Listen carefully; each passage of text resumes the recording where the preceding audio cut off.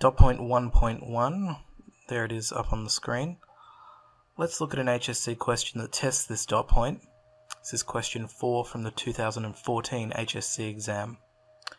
Which of the following equations correctly represents catalytic cracking of a petroleum fraction?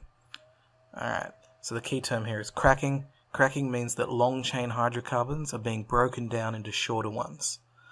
Let's take a look at each of the answer options. First of all, we should note that all of the reactions show the use of a zeolite catalyst, which is part of the cracking reaction.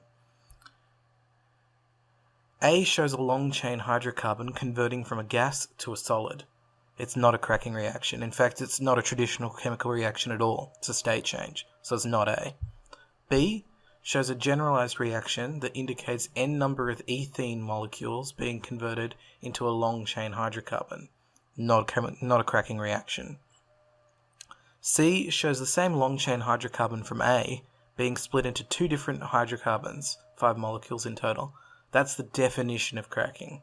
We have a winner. This appears to be the correct answer, but you should always consider every answer as a method of double checking. If C is correct, then A, B, and D should be incorrect. So let's look at D.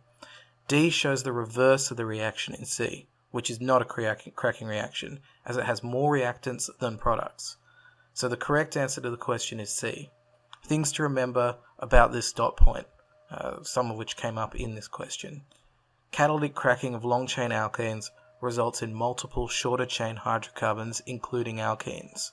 Ethene, also known as ethylene, is an important product of catalytic cracking, and the process requires a catalyst such as zeolite.